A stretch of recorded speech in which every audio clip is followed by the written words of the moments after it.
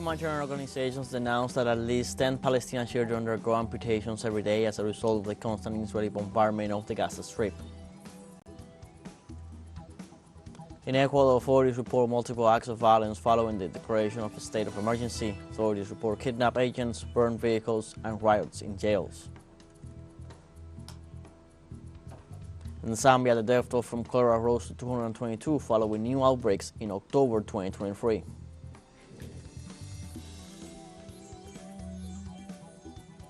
Hello, welcome from the South. I'm Luis Alberto Matos from the TeleSUR studios in Havana, Cuba. We begin with the news.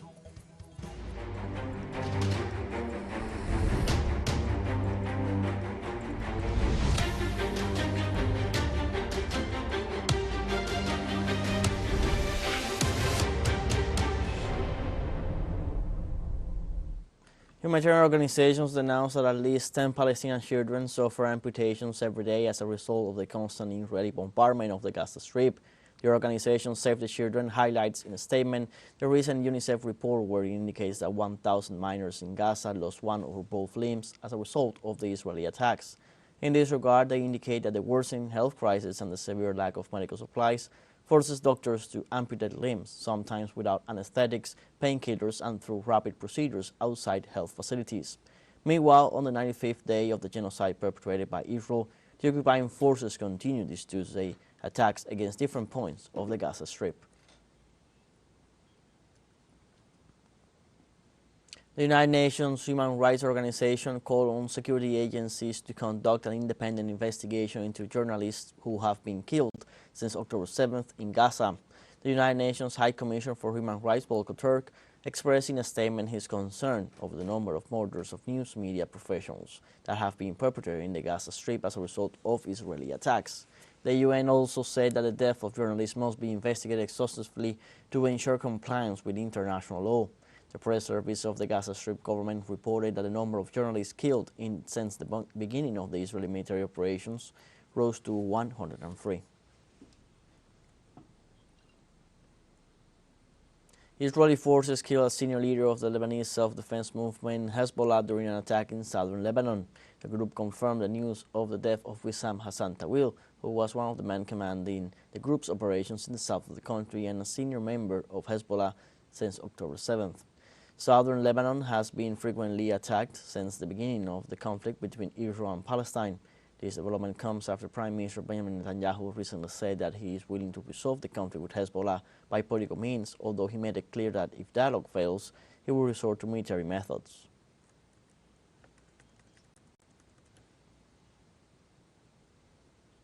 The Palestinian self-defense movement Hamas condemned the assassination of the senior Hezbollah member by Israel and said that Hamas Islamic Resistance Movement, to the Lebanese people, the brothers of the Islamic Resistance and the Hezbollah leadership, we offer our deepest condolences for the martyrdom of Commander Wissam Tawil, killed in a cowardly attack executed by a terrorist occupation in southern Lebanon while performing his duty of supporting Gaza in the face of fascist aggression.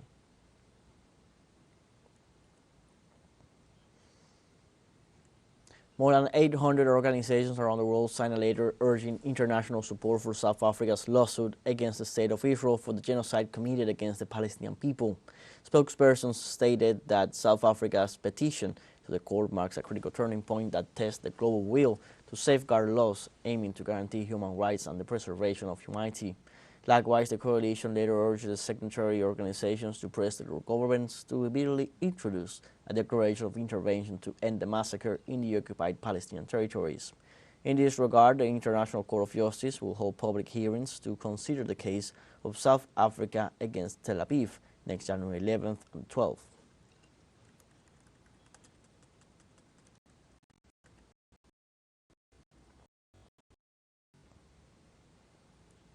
The Farmers' Confederation of France stated what is happening in Palestine is an atrocity. In particular, the use of hunger as a tool of war is part of a strategy of genocide that must be denounced. The Global Legal Alliance for Palestine and the War Crimes Commission in Palestine stated South Africa's petition to the ICJ marks a critical turning point that tests the global will to safeguard laws and legal systems that were designed not only to guarantee human rights but also to preserve humanity itself. The Women's International League for Peace and Freedom stated Having witnessed two world wars and the overcoming of fascism, I'm absolutely convinced that resolving the basis of conflict in a legal, political, and non-violent manner is the only way to achieve permanent peace. The government of Bolivia expressed its support to the government of South Africa after a lawsuit before the International Court of Justice. The government of the plurinational state of Bolivia values the historic action undertaken by the Republic of South Africa, which filed a lawsuit on December 29, 2023, against the State of Israel before the International Court of Justice about Israel's violations of its obligations under the Convention on Genocide against the Palestinian people in the Gaza Strip. Finally, it stressed that Bolivia committed to peace and justice as a signatory of the Convention on Genocide. It recognizes that South Africa took a historic step in defense of the Palestinian people, a leadership and effort that should be accompanied by the international community that clamors for respect for life, considering that the report prepared by the United Nations states that more than 22,000 people have died since October 7, 2023, most of them children and women, which reflects the inhumane actions of the State of Israel. For his part, the spokesman of the Iranian Foreign Ministry, Nasser Kanani, reiterated his support for any global mechanism to prosecute Israel. Kanani said, "We support the use of international mechanisms to prosecute the Israeli regime authorities according to the law and the application of recognized international legal standards. Iran supports the use of existing possibilities, including those of the International Criminal Court." Let's take a short break, but remember you can join us on TikTok at TeleSUR English, where you will find news in different formats, news updates, and much more. Other stories coming up. Stay with us.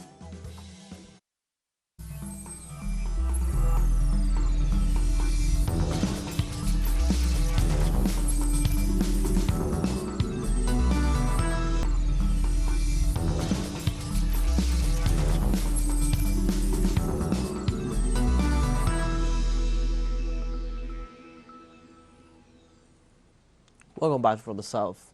In Ecuador, multiple acts of violence have been recorded in different parts of the country following the declaration of a state of emergency to address the prison crisis. Local media reported that prison guards were detained and riots in different prisons, in addition to kidnapped policemen and terrorist acts registered during Monday night. In this sense, it was reported that criminals exploded a bomb in a crosswalk in Quito and set fire to vehicles in different roads. On the other hand, prisoners reportedly escaped from the Riobamba prison during the day. Images were spread on social media of military patrolling the streets in armored vehicles.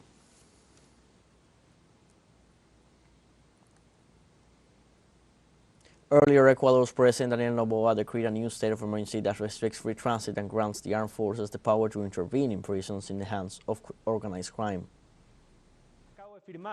I have just signed the state of emergency decree so that the armed forces have all the political and legal support in their actions. I call on the citizens, since this is everyone's fight, and that they also give them their support. What we are experiencing is a sign that the things must change in the country, and that the laws we have are not enough to live in peace. So there is no room for opportunistic politicians who seek to gain credit at the expense of a prison security crisis. We will not negotiate with terrorists, nor will we rest until we return peace to all Ecuadorians. In Venezuela, President Nicolás Maduro received authorities of the National Assembly as part of the act of notification of the beginning of the 2024-2025 legislative period. From the Miraflores Palace in Caracas, the legislative authorities notified the executive of the establishment of the Board of Directors and the opening of the annual period of ordinary sessions of the Assembly. In this regard, the President of the Parliament, Jorge Rodriguez, stated that in the next month of sessions, they will promote strategies aimed at the recovery of welfare and the prosperity of the population. Finally, President Maduro denounced the interventionist actions perpetrated in the past by the national right wing at the head of this public power and assured that the state will not be used again against the people.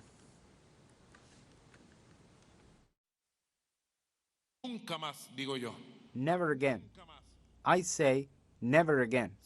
The political power in Venezuela, be it the National Assembly, be it the Presidency of the Republic, will be used to hand over the national interest to a foreign power, vile, cowardly imperialist. Never again. Never again. Never again. To kick the constitutional rights of the people. Never again. In addition, the Venezuelan head of state stated that dialogue must be defended in a courageous and persistent manner for the sake of the country's democracy. To defend what must be defended, a concept of national coexistence, of dialogue, in a courageous and persevering manner. It was not a gesture of weakness when we called for a dialogue. It was not a gesture of surrender when we extended our hand. No, it was a gesture of conviction, not a surrender, democratic conviction, because we have been taught as revolutionaries, and revolutionary is the essence, the fundamental thing of the revolutionaries taught by Chavez in Bolivarianism, is our conviction of freedom, of democracy. We speak of another democracy, of direct democracy, true democracy. The Venezuelan President Nicolás Maduro vindicated the struggle of General Domingo Antonio Cifuentes for the Venezuelan territory against the English. At the same time, he welcomed the decision of the legislature to place him in the national pantheon. You are going to debate the request to approve it from the legal point of view, to take care of a hero of the south of Venezuela, a great man.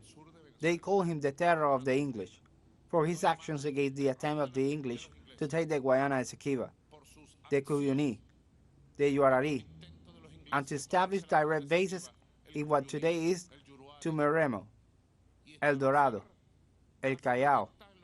The man who stopped the British from reaching the banks of the Orinoco is General Domingo Antonio Cifuentes.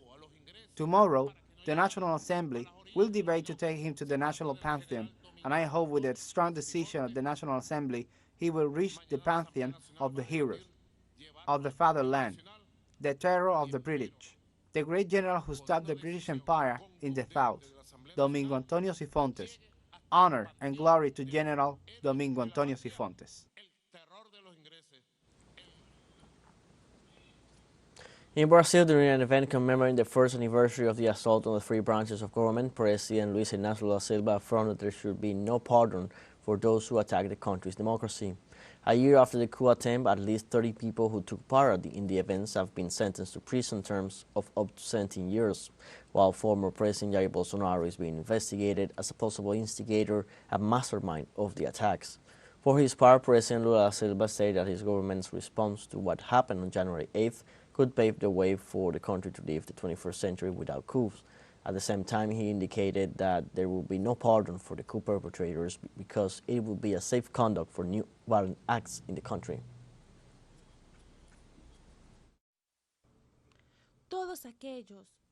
All those who financed this coup d'etat must be punished as an example. There is no forgiveness for those who attempt against democracy, against their country, and against their own people. Forgiveness would be impunity. And impunity would be a safe conduct for new coup acts in our country. We save democracy. President Lula da Silva also indicated that improving democracy means fighting against social inequalities. Improving democracy means recognizing that democracy for people is for the people who eat well. If we are able to put aside our differences to defend the democratic regime, we are also able to unite in order to build a country that is fairer and has fewer inequalities. The Brazilian president assured the country's electronic voting system is safe and does not allow the falsification of results. The question I ask is the following. If there was any possibility of falsifying the ballot boxes, I would have gone so many times to the second round, and sometimes I would have lost.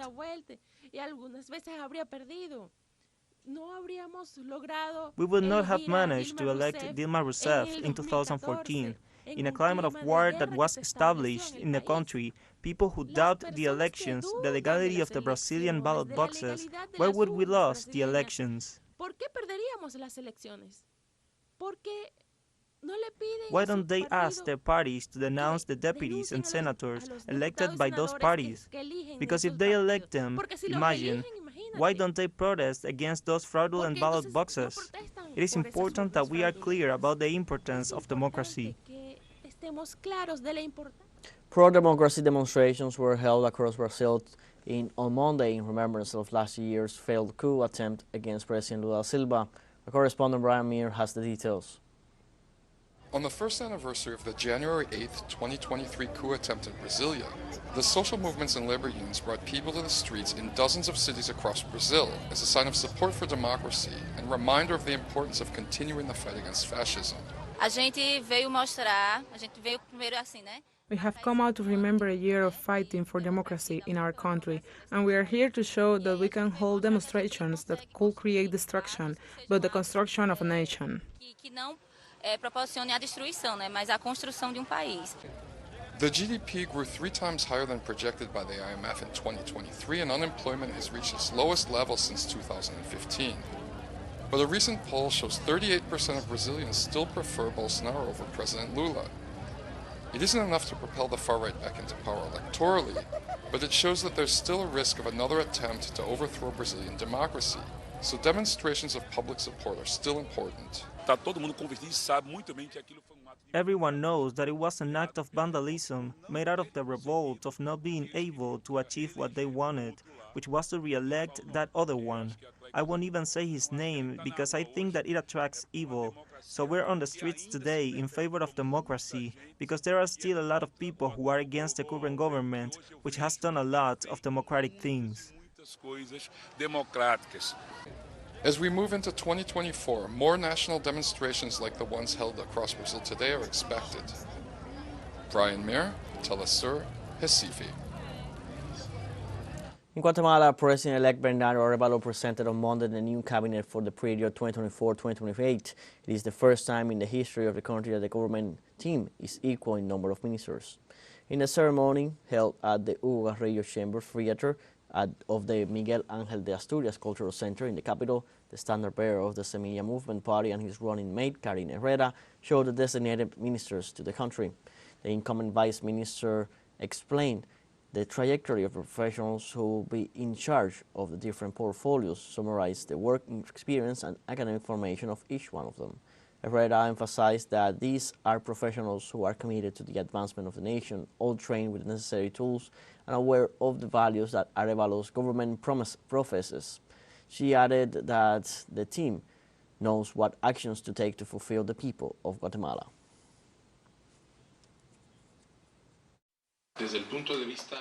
From a legal point of view, there is no chance. Of course, they will always want to continue making attempts, and they will continue to want to make last-minute games by means of whimsical interpretations. Today, we are before a historic cabinet that took this step forward.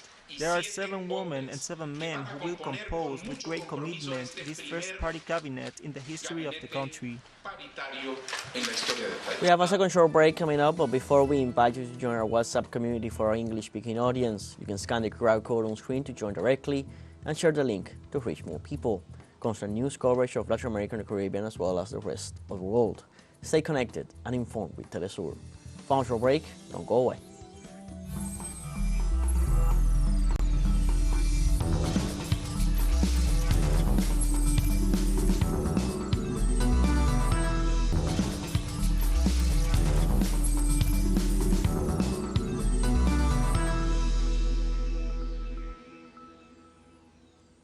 Welcome back from the south.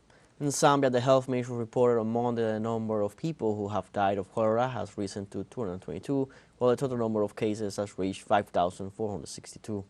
According to the latest figures released by the authorities, the total number of cases has reached 5,462 since new outbreaks emerged in October last year. The Ministry of Health has reported that the number of affected districts has reached 31, while Lusaka, the country's capital, is the most affected so far. The latest outbreak has persisted despite mitigation efforts, including the provision of clean water and chlorine to purify water sources in the most affected areas, cleaning the drains and strengthening waste disposals. In Nigeria, several thousand Christians rallied in the north-central city of Jos on Monday to protest over insecurity after nearly 200 people were killed in nearby villages over Christmas. With many dressed in black to mark their mourning, the crowds massed outside the office of the local governor in Plateau State's capital city to join the call for peace. Plateau, placed on the dividing line between Nigeria's mostly Muslim north and predominantly Christian south, often suffers flare-ups in religious and ethnic violence in attacks in Bokos and Barkin-Ladi local government areas. Gunmen raided villages on December 23rd and the following days, leaving 198 people dead according to Plateau State officials. Thousands of people were also displaced in the attacks, which hit mostly Christian villages. In Plateau State have come under persistent attacks and killings without any decisive action taken to stop the killings. The attackers and their sponsors have become more emboldened to continue in their satanic schemes while Christians are left in pain and sorrow. On Monday, Australian police detained a criminal syndicate that plotted to smuggle hundreds of native reptiles into Hong Kong as part of a murky trade of live animals. Detectives began investigating the network in September last year after intercepting 9 packages bound for Hong Kong with 59 live lizards stashed inside. Authorities discovered more than 250 lizards after searching a number of properties scattered across Sydney, as well as a small number of snakes and unhatched eggs. Police said the captured reptiles were kept in poor conditions before they were bound in small containers to be sold in Hong Kong. Police added that each lizard could fetch as much as $3,360 on the black market, giving the total seizure a street value of more than $820,000.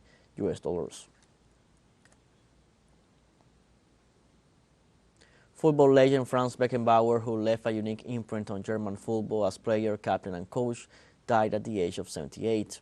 Beckenbauer, the former captain of the German team in the 1970s, had been suffering from health problems in the last years and lived mostly withdrawn from the public eye in Salzburg, known in football of Germany as the Kaiser, meaning the Emperor. Beckenbauer played a central role in some of the country's greatest sporting achievements. Born in Munich in 1945, Beckenbauer helped establish Bayern as Germany's strongest club.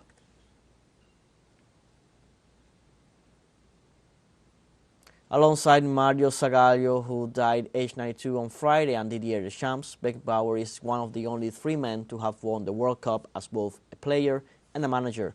He captained West Germany to the 1974 World Cup title on home soil when they beat the Netherlands 2-1 in the Munich final. Then he coached the team that beat Argentina 1-0 in Rome and lifted the trophy in Italy in 1990. Beckenbauer, a commanding figure on and off the pitch, was named the European Footballer of the Year in both 1972 and 1976. He made 424 appearances in the Bundesliga, scoring 44 goals in a 13-year spell for Bayern before joining Hamburg and New York Cosmos, where he finished his playing his football career in 1983.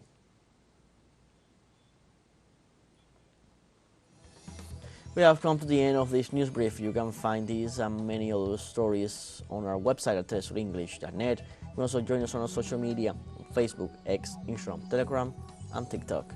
For TeleSUR English, I'm Luis Alberto Matos. Thank you for watching.